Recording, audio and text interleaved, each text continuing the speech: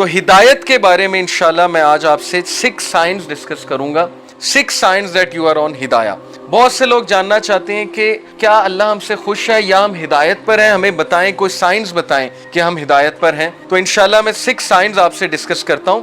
سب سے پہلا سائن یہ ہے ہدایت پر ہونے کا کہ آپ اللہ کی طرف سے ہدایت پہ ہیں, کہ آپ ہدایت کی دعا کر رہے ہیں. یہ پہلا سائن ہے کہ اللہ آپ سے پلیزڈ ہے اور آپ ہدایت پر ہیں. کیونکہ جو انسان دعا ہی نہیں کر رہا, وہ دوسروں کو کہتا ہے میرے لیے ہدایت کی دعا کرو, میرے لیے ہدایت کی دعا کرو, لیکن خود اس نے کبھی نہیں کی, خود اس نے کبھی ہاتھ نہیں اٹھائے, تو آپ کا کیا خیال ہے اسے ہدایت آ جائے گی؟ اللہ یہ کہ اللہ تعالیٰ کو بہت بڑا احسان اس پہ کر دیں, کو بہت ہی اس کی بات انہیں پسند آ جائے, ادروائز بہت مشکل ہے. تو سب سے پہلا سائن یہ کہ یو آسک اللہ فار ہدایہ یور سیلف, اور اس کے لیے دعا ہے. اور وہ دعا کیا ہے؟ ربنا لا تزغ قلوبنا بعد اذ ہدیتنا وہب لنا من لدنک رحمہ انک انت الوہاب. سورہ Aal Imran chapter number 3 verse number 8 کہ ہمارے رب ہمارے دل کو مت پھیریو جبکہ تو ہمیں اسٹریٹ پاتھ پر لے آیا, ہدایت پر لے آیا, ہمیں استقامت دیجیے. اور ہم تجھی سے مانگتے ہیں, بے شک تو ہی بانٹنے والا ہے, تو ہی اپنی رحمت دینے والا ہے. انک انت الوہاب, بے شک تو ہی سب کچھ بانٹنے والا, دینے والا ہے. تو یہ دعا استقامت کے لیے اور ہدایت مانگنے کے لیے بہت امپورٹنٹ ہے.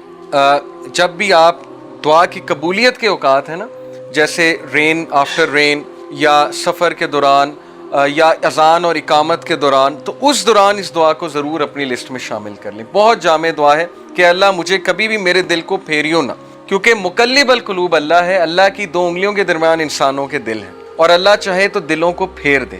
اور جب دل پھر جاتے ہیں تو پھر نیکی نیکی نہیں لگتی, بدی بدی نہیں لگتی, اور پھر دل کی کنڈیشن بہت عجیب ہو جاتی. تو پہلی چیز, پہلا سائن ہے that you are asking Allah for ہدایہ. Second sign that you are turning to Allah after sinning. انسان کے ہدایت میں ہونے کی نشانی یہ ہے کہ وہ گناہ کرنے کے بعد اکڑتا نہیں ہے, بلکہ اللہ کی طرف رجوع کرتا ہے, اللہ کی طرف بھاگتا ہے. جیسے اللہ نے کہا نا فَفِرُّوا إِلَى اللَّهِ, کہ بھاگو اپنے رب کی طرف, سارے کے سارے. وہ آیت میں آپ کو سناتا ہوں, سورہ آل عمران کی ورس 135, وَالَّذِينَ إِذَا فَعَلُوا فَاحِشَةً أَوْ ظَلَمُوا أَنفُسَهُمْ ذَكَرُوا اللَّهَ وَالَّذِينَ إِذَا فَعَلُوا فَاحِشَةً, when they commit an evil, جب یہ کوئی فحش کام کر بیٹھتے ہیں, کوئی گناہ کر بیٹھتے ہیں. اس سے ثابت ہوا کہ نیک لوگ سے بھی گناہ ہو جاتا ہے, ہر کوئی پھسل جاتا ہے. او ظلموا, اور ظلم کر بیٹھتے ہیں, انفسہم, اپنے نفس پہ, ذکر اللہ, اللہ کو یاد کرتے ہیں فوراً. اللہ کو یاد کرنے سے مراد یہ ہائے اللہ, یا او اللہ, یا کچھ بھی, مطلب ایک دم منہ سے نکل جاتا ہے نا, اللہ کے لیے آہ نکل جاتی ہے. یا گناہ جب کرتے ہیں ایک دم سے اللہ یاد آ جاتا ہے کہ یہ میں نے کیا کر دیا, صرف یاد آنا, ذکر اللہ, اللہ کو یاد کرتے ہیں. فاستغفروا لذنوبہم, اور اللہ سے معافی مانگتے ہیں, اللہ سے رجوع کرتے ہیں کہ اللہ مجھے بچا لے, میں تباہی کی طرف جا رہا ہوں, مجھے اس چیز سے سیو کر لے. اللہ کو یاد کیا, اللہ سے استغفار کیا. وَمَن يَغْفِرُ الذُّنُوبَ إِلَّا اللَّهُ, اور کون ہے جو گناہوں کو معاف کر دے سوائے اللہ کے؟ کوئی نہیں ہے جو اللہ کے علاوہ گناہوں کو معاف کر سکتا ہے. وَلَمْ يُصِرُّوا عَلَى مَا فَعَلُوا وَهُمْ يَعْلَمُونَ, اور کون ہے جو اللہ کے علاوہ گناہوں کو معاف کر دے, اور پھر کہا کہ یہ گناہ کرنے کے بعد پرسسٹ نہیں کرتے, اس سے توبہ کرتے ہیں اور پوری کوشش کرتے ہیں کہ اس طرف واپس نہیں پلٹیں گے. اسی لیے ٹرو ریپینٹنس کی کنڈیشن میں آپ کو بتاؤں, اسکالر کہتے ہیں کہ ٹرو ریپینٹنس یہ ہے, اگر آپ نے دیکھنا ہے نا کہ آپ کی توبہ قبول ہوئی ہے کہ نہیں ہوئی ہے, تو یہ دیکھیں کہ آپ اس گناہ سے بچ رہے ہیں کہ نہیں بچ رہے ہیں. تو گناہ سے توبہ یہ نہیں ہے کہ گناہ کیا اور پھر توبہ کی اور پھر گناہ کیا, یعنی پلان کر کے توبہ کی اور پلان کر کے گناہ کیا. یہ پلاننگ والا جو کام ہے یہ خطرناک ہے. باقی یہ کہ انسان پھسل جاتا ہے بار بار بھی, وہ بھی میں آپ کو ایک حدیث سناتا ہوں, بٹ کنڈیشن یہ ہے کہ سچے دل سے توبہ. ان ابن عباس رضی اللہ تعالیٰ عنہ عن النبی صلی اللہ علیہ وسلم قال ما من عبد مؤمن الا وله ذنب يعتاده الفینۃ بعد الفینۃ او ذنب هو مقیم.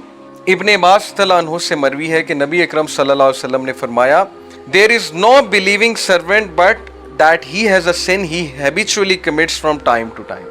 انسانوں میں بہت سے انسان ایسے ہیں جو ہیبیچول ہو جاتے ہیں ایک گناہ کے, بار بار کرتے ہیں, پھسلتے ہیں, بار بار توبہ کرتے ہیں, پھر وہی گناہ بار بار کرتے ہیں. او ذنب هو مقیم علیہ لا یفارق حتی یفارق الدنیا, he habitually commits from time to time, or a sin abiding over him that he does not abandon until he departs from the world. وہ گناہ وہ ریپیٹ کرتا رہتا ہے کیونکہ اس گناہ سے وہ ٹیسٹ کیا جا رہا ہے, وہ اپنی بیسٹ ٹرائی کر رہا ہے, لیکن سم ہاؤ وہ بار بار پھسل رہا ہے. کتنا ہوپ ہے دیکھیں اس حدیث میں.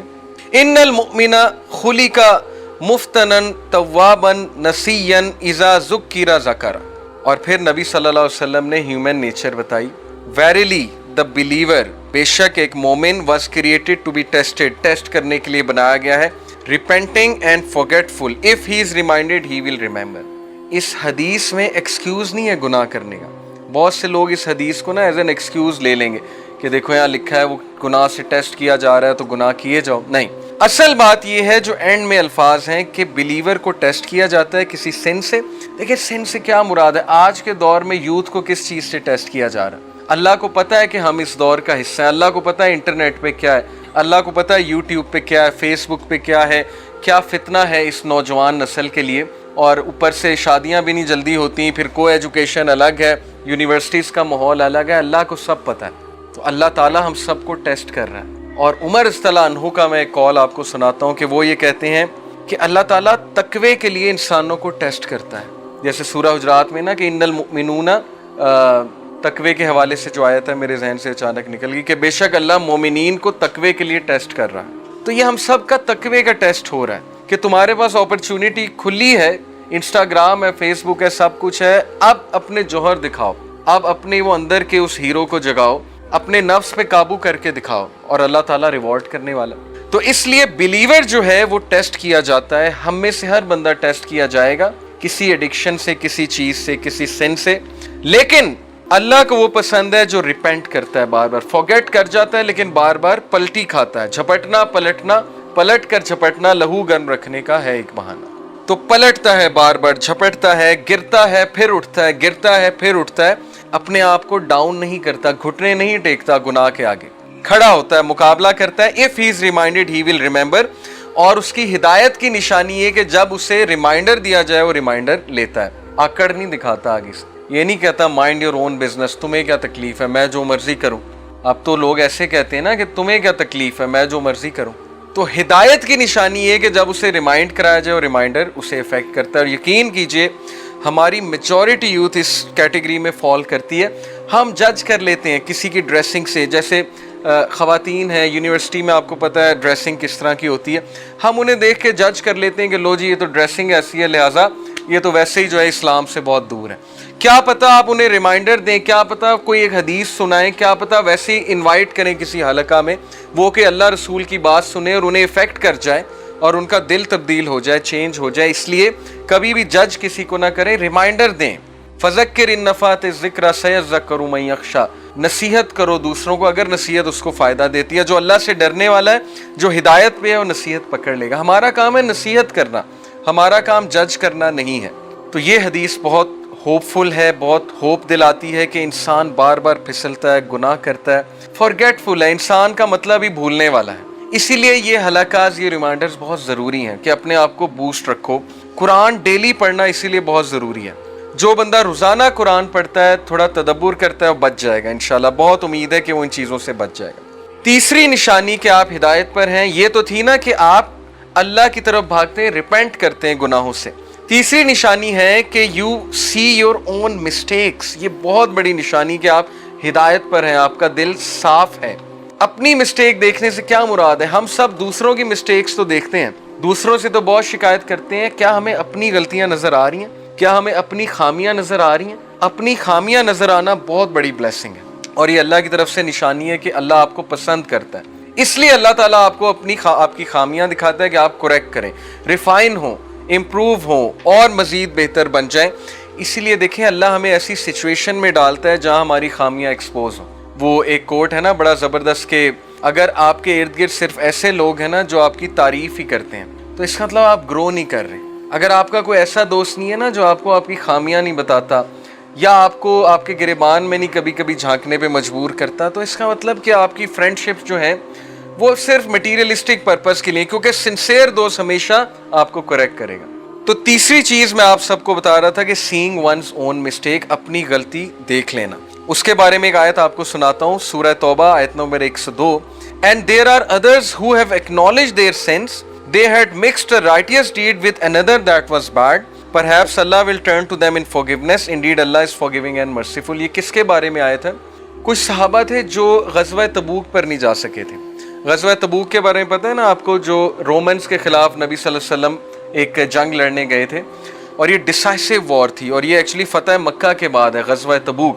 غزوہ تبوک کے بعد سورہ توبہ نازل ہوئی ہے۔ تو ایک صحابی تھے کعب بن مالک، بہت نیک صحابی، بہت اچھے صحابی، لیکن کیئرلیسنس کی وجہ سے وہ اللہ کے نبی کے ساتھ جہاد پہ نہیں جا سکے۔